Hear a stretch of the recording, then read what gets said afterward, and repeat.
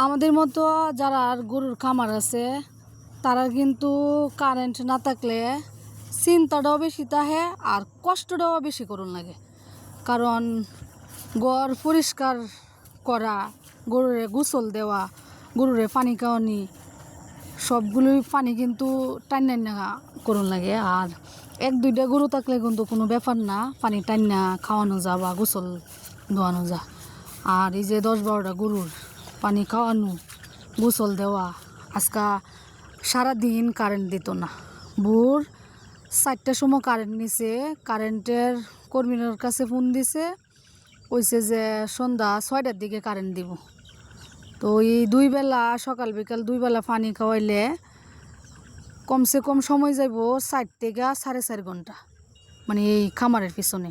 আর অন্য কৃষিকাজ তো বাদই।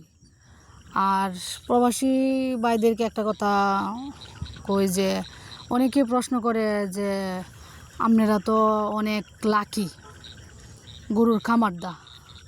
তো আমরা লাকি কে লেগে মানুষের চোখে একটু ফুটে উঠছি উন্নতির দিক দা। কারণ আমরা স্বামী স্ত্রী দুজনই কিন্তু কষ্ট করি এই খামারের পিছনে। আর তাছাড়া অন্য কৃষিকাজ তো আছে ওই।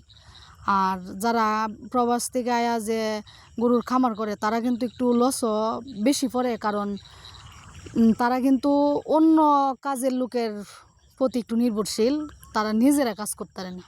আর নিজেরা কাজ না করলে কিন্তু এই খামার থেকে কোনো বেনিফিট আইতো না।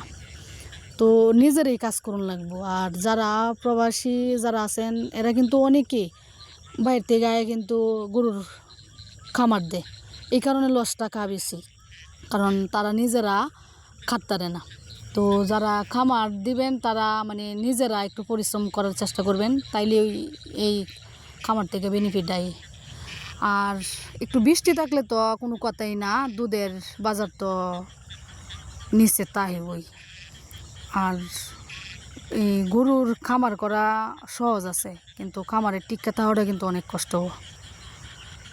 অনেকে কিন্তু বইলালা যে আপনারা তো অনেক গরু বা এই খামার থেকে অনেক লাভ হয়েছে, ভাই খালি খামার থেকে লাভ হয়েছে দেখি খালি গরুর খামার মানে বড় করছি না, অন্য কাজের থেকেও এই খামারের সাথে যোগ হয়েছে।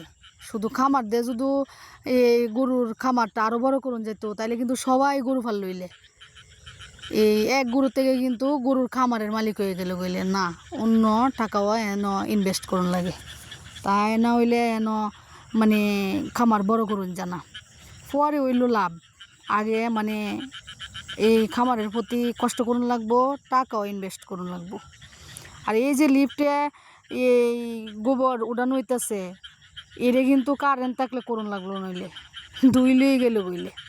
আর গরুরে গাছ দিলে এই যে অপরিষ্কার, এটা কিন্তু গরুরে গাছটা দিলে কিন্তু হ্যাঁ যে নিচে ফালা এই গাছগুলা কিন্তু আর খাওয়ার যোগ্য না। তো কারেন্টটা জরুরি।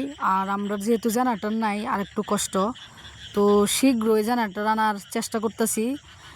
বাকিটা আল্লাহর হাতে ইনশাল্লাহ যদি কিছুদিনের ভিতর আনতে পারি। আর যদি ভাল লাগে আমার এই খামারের গল্পটা তাহলে সুন্দর একটা কমেন্ট করবেন। তো অনেকের আমি বলি যে বাজে কমেন্ট না করার লাগিয়া। আর যেহেতু বৃষ্টির দিন বাড়িঘরের অবস্থা তো একটু খারাপ থাকতেই পারে, অনেকে বুঝেন। আজকে 3-4 দিন যাবৎ প্রচণ্ড বৃষ্টি হইতেছে। তো পাশাপাশি আমি ছাগলও লালন পালন করি। তো বেশিরভাগই হনের সিজন ভুট্টার ঘাসই দেওয়া পড়ে। আর তো কথাই আছে কষ্ট করলে কেষ্ট মিলে। তো এই পর্যন্ত জার্নিটা কষ্ট করছি আইছি।